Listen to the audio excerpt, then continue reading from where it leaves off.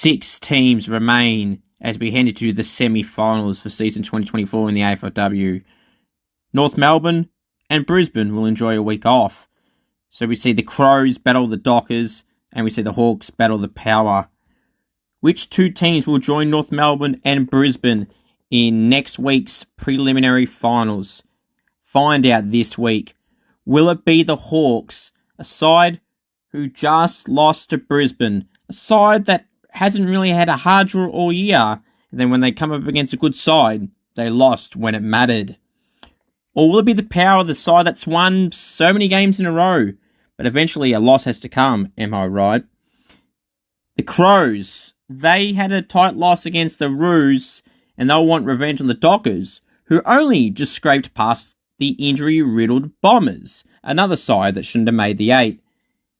Will the Dockers give the Crows the old heave-ho, or do the Crows do what the Crows do in finals and get it done on the big stage? Will the Hawks win a final? We'll have to wait and see. Port Adelaide, will their streak continue, led by Goody, Houghton, Borg, Bogue and co? Will they have a Saint do very well for them, or will Julia Teakle kick more goals? Strap yourselves in, ladies and gentlemen. It's a big week of the AFLW in semi-final rounds, and then a few weeks after that. Let's go.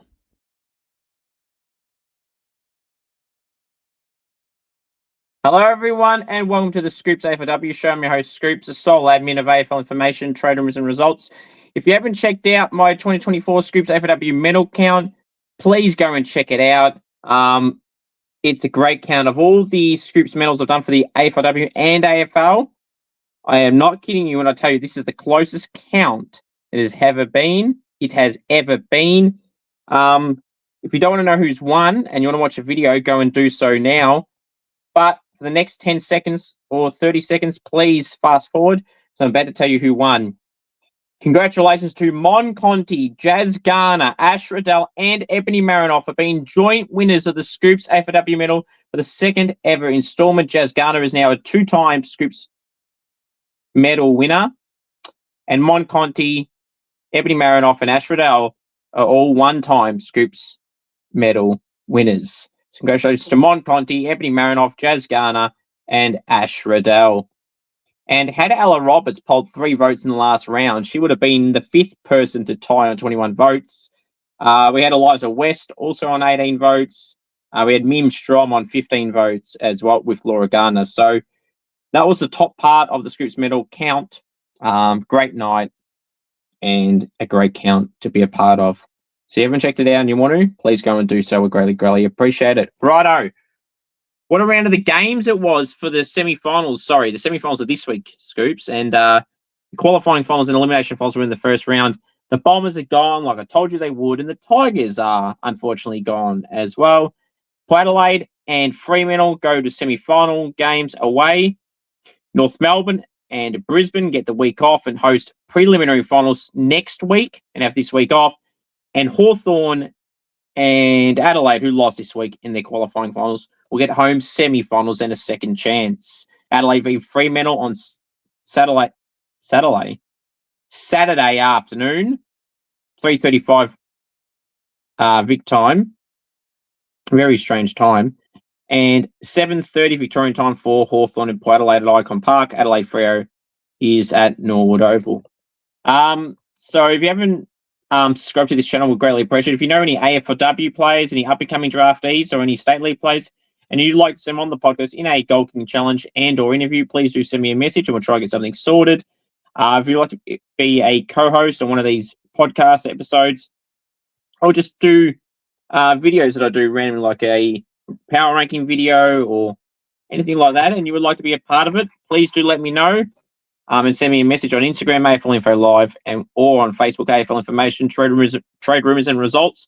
The page with over 57,000 followers. That's my only Facebook page. My only Instagram page is the one around just over 4,200 subscribers or thereabouts on Insta. So we'd greatly appreciate it. They're the only 2 accounts that I have. Alrighty. Today on the show, we're going to go through Scoops Goes Bang. I'm going to go through some season reviews for a fair few clubs, including Sydney and Geelong, Bulldogs, Richmond, Essendon, and Carlton.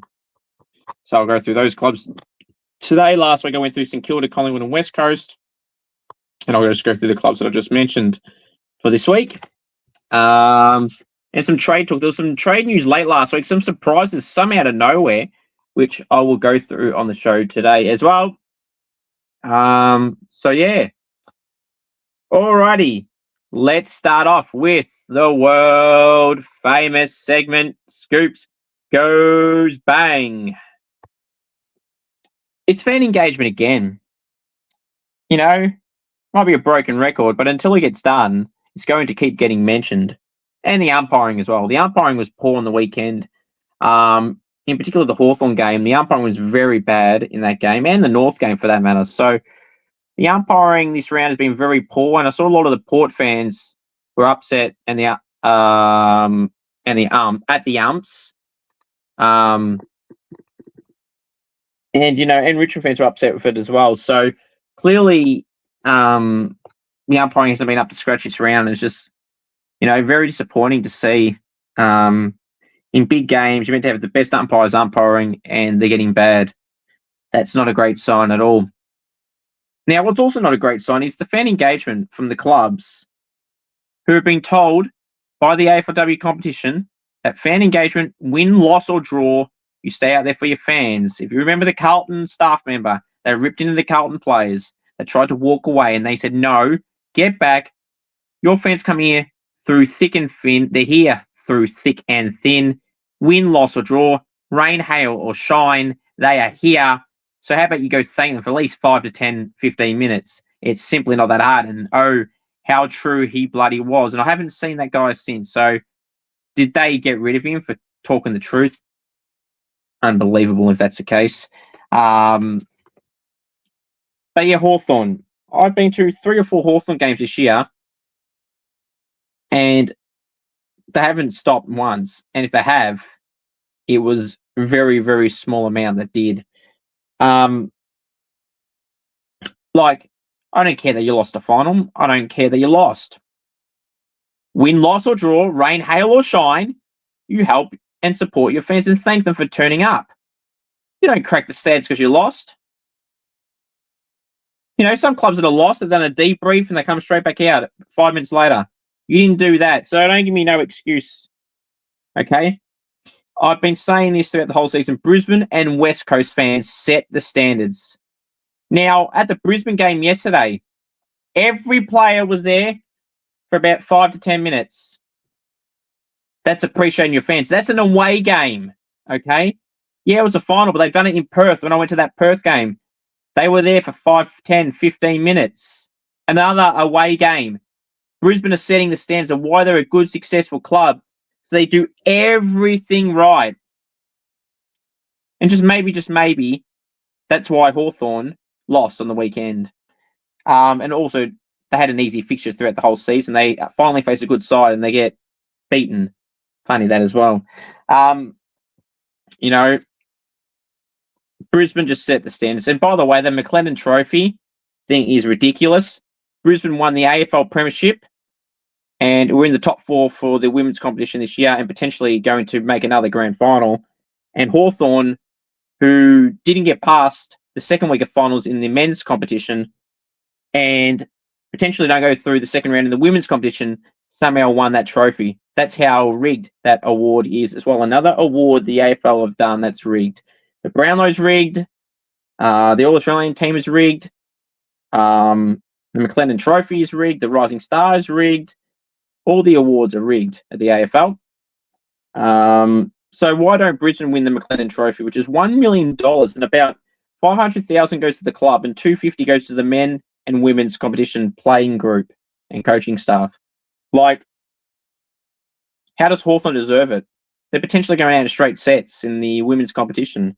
They don't deserve it.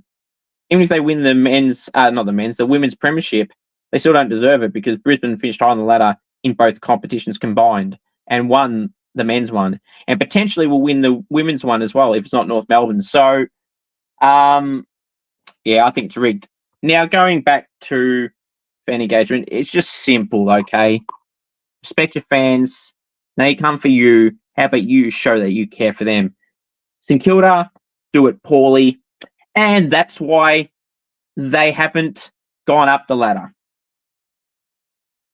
It's true. And bad recruiting, which I outlined last week what they need to do.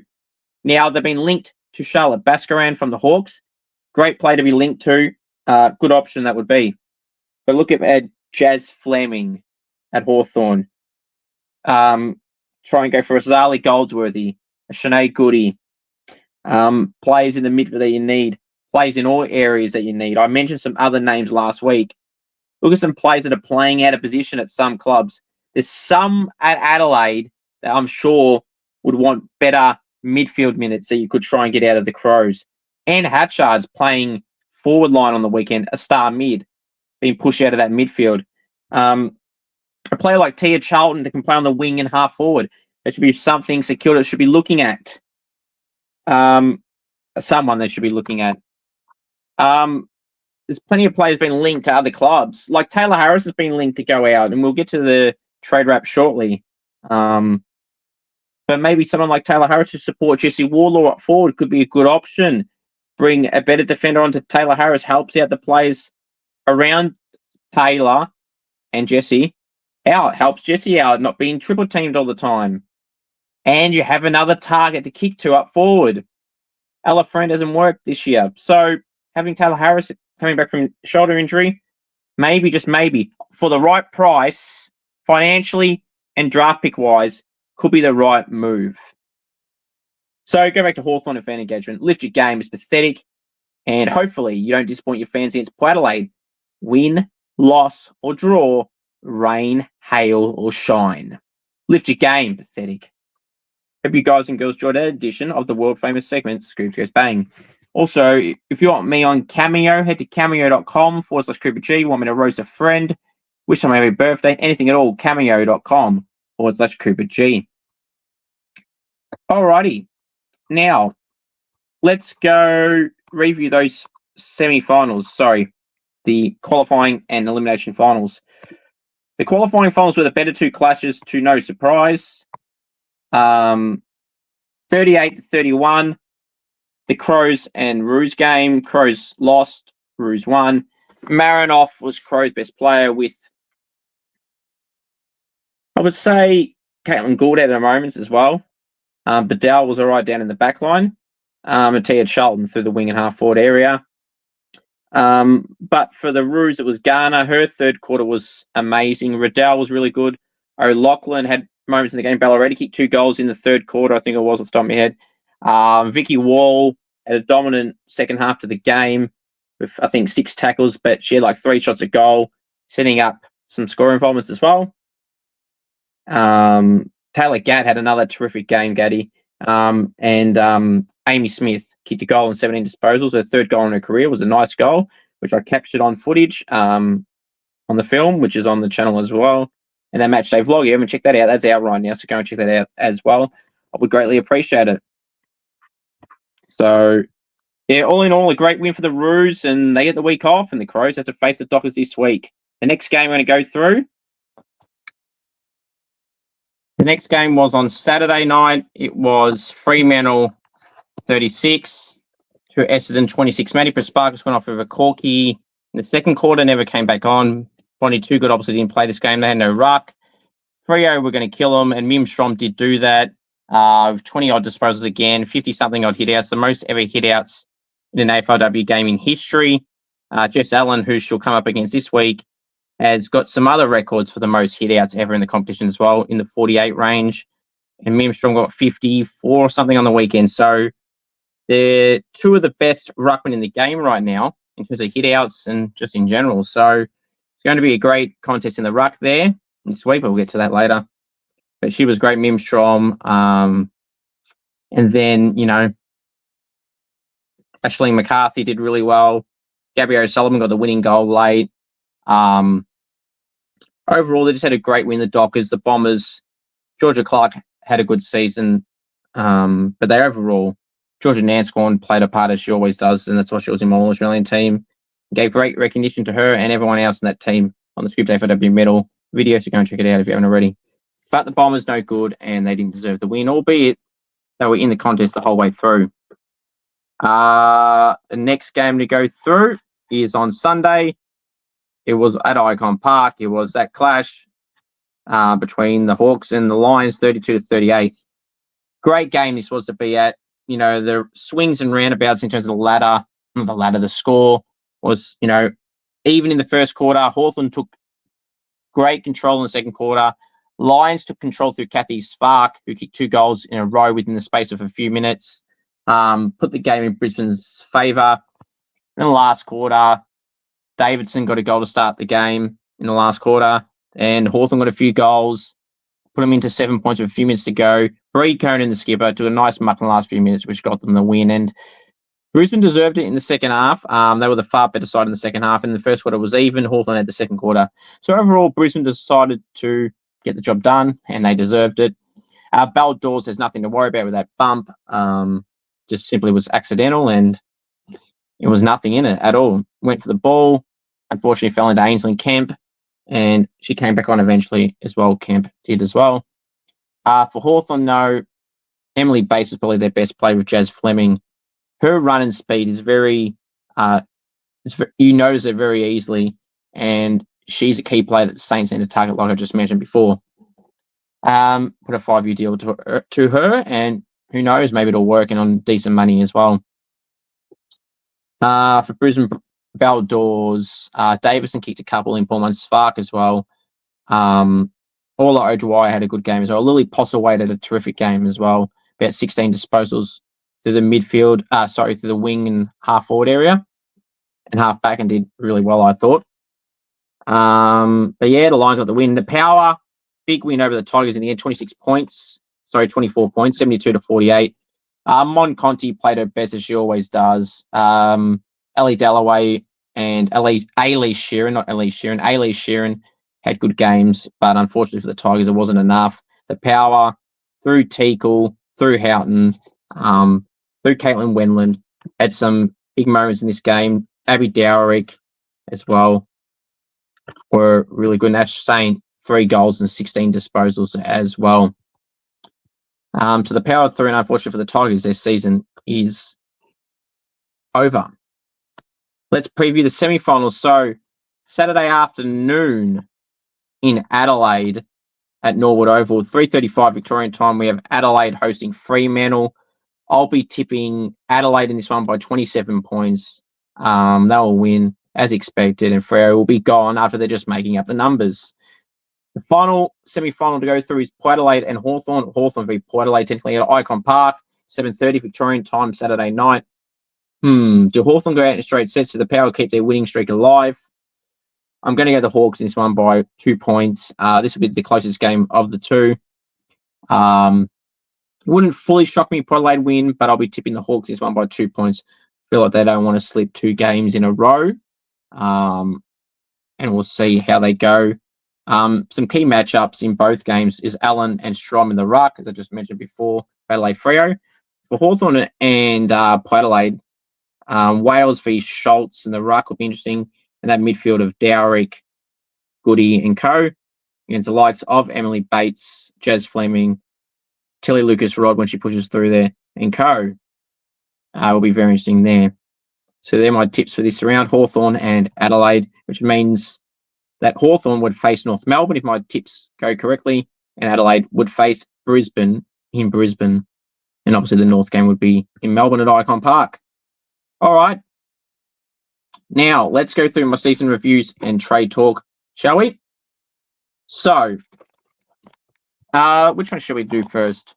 I'm going to do the trade rumours update. So, Demon Taylor Harris is facing an uncertain future at Melbourne, with rival clubs alert to the possibility that Taylor Harris could be available as she waits for clarity on her contract situation. Clubs that need key forwards and experience. I could name a lot of clubs that need a Taylor Harris type up forward, because that's her best position. Look no further than her old side, Carlton, is absolutely one that she should consider going to. St Kilda as well. Needs some support for Warlaw. For Richmond, I don't think they desperately need a Taylor Harris to this team, but her and Caitlin Greiser could be a very dominant duo up forward and scary for opposition. And you add Katie Brennan to that mix as well. And you see her up forward. That's a very dangerous forward line for the Tigers. And another strong defender would go to Taylor Harris and helps everyone else around her as well. I think West Coast would need some support up forward. Amy Franklin hasn't had the greatest of years when she was available. So the support up forward for Freo as well even would be good for them. Some other names that they mentioned, that Ali Blackburn from the Bulldogs, the former captain, is being chased by West Coast. I don't know if that will even happen, but they're interested in the Eagles. Bold and aggressive. I like it. That's what the Saints should be doing. Sydney are chasing Charlie Rowbottom. They'll be trying that forever and forever until they can get it done. As James, her brother, is playing for the Swans men's teams. Charlie Rowbottom. The Swans are going to keep on trying until Charlie leaves the Suns AFLW side. I'll have to see that happen. St Kilda and Collingwood are interested in Charlotte Baskaran from the Hawks. Apparently, Sydney are set to get Kat Darcy Maloney. Now, this one's come out of nowhere. Cats fans I know are big fans of Darcy Maloney. A very handy player through the midfield and forward line. Will be a big loss for Geelong. Darcy, when she wasn't in, she was playing really well. So that'd be a great gift for the Swans. Again, that's the type of place St Kilda should be looking at. Someone that's probably not getting as much opportunity in certain positions on the field. They're the place St Kilda should be looking at. Sydney and North Melbourne are both looking at giant Nicola Barr after the Giants told her to look elsewhere, which is unbelievable, to be honest. A veteran at the Giants, maybe they want to get more draft picks in. Now, these are two names that as soon as I've seen it, I thought the Saints better be trying here. Carlton are making big plays with Crow. Maddie Newman, who's just reached her 50th game, the halfback winger. And Swan Allahead, who's playing mainly as a key defender, but this year's playing a little bit more on the wing with the X amount of tools the Swans have down in the back line and versatility they have there. The Blues are trying to get Maddie Newman and Allahead. If they can get those two, that sorts out their key defenders' stocks with Harriet Cordner and half backline players with Maddie Newman. Both would be locks and key acquisitions for the Blues if that was to happen. Hawthorn and Richmond are interested in Demon tall forward Georgia Gall. She had a breakout year this year, in the back half of this year in particular.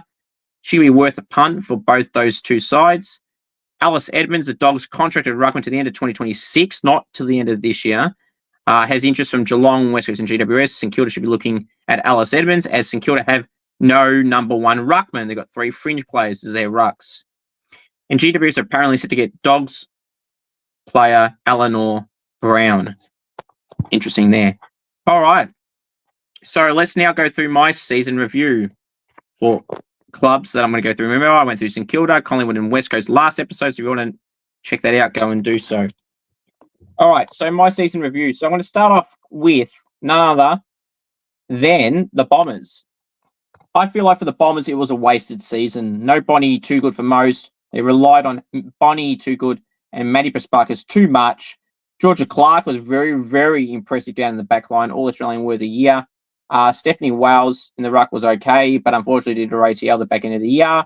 So they're going to need another ruckman for the next season. They've got no backup options. They need better forwards and defenders. I mean, I could struggle to name a few like star players in those positions for the Bombers besides Bonnie too good up forward. So they need to fill those areas there a lot. Richmond, I feel like they had a great season in lots of close games, a lot of close wins, a lot of close losses. So I feel like it was a great season for Richmond. I mean, them going out in the first final probably doesn't do them justice. I thought they were far better than Fremantle, who are through to a semi-final as well, and even Hawthorn, to be honest.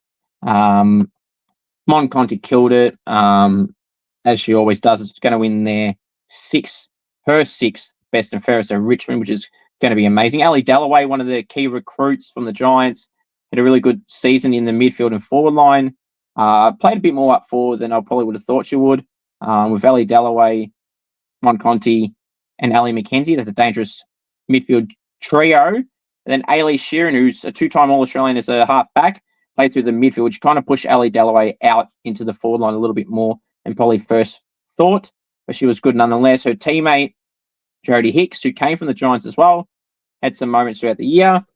I thought first-year players Izzy Bacon and Mackenzie Ford, in particular Izzy Bacon, had a terrific season down in the back line, played every game, and was bloody impressive from her first game to the last game in the final series.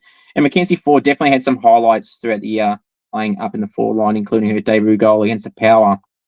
Ailey Sheeran had a great season in the midfield. Ellie McKenzie had some big games this year in the midfield, some games over 22 disposals. I feel like the backline, though, does need some support. If anywhere, Poppy Kelly in the ruck, albeit, not a big name ruck, did really well. Impressive how she went throughout the end, beat some decent ruckmen as well. But unfortunately for the team, they lost the big game against the Power. But overall, I thought they weren't too bad this year, the Tigers. Carlton had them higher than they really should. They weren't as good as some of the teams they finished above. They just won some games, and the ones they lost, they got smashed in. I feel like they were probably the worst side this year, to be honest. One of the worst sides anyway. They got a really good midfield, though. Maddie Gurin had a breakout year. Keely Shear, again, dominant through the midfield. Abby McKay had a good year. So it's like, where did it go wrong? Bryn Moody in the ruck had moments where she started okay, but in that area, I feel like they got dominated in. Their forward line was non-existent. Mia Austin had some moments this year, but that was about it. Harriet Cordner, an experienced defender, did really well. Jen Lawson Tavern had some moments throughout the year where I thought she did well. I thought of their first-year plays, Meg Robertson was definitely their best first-year player. Played through the midfield and half back a little bit. I thought Meg had a terrific debut season. Some of their other first-year players probably didn't have the best season they would have thought. Some going in and out of the side throughout the year. But I'm sure they'll improve for next season.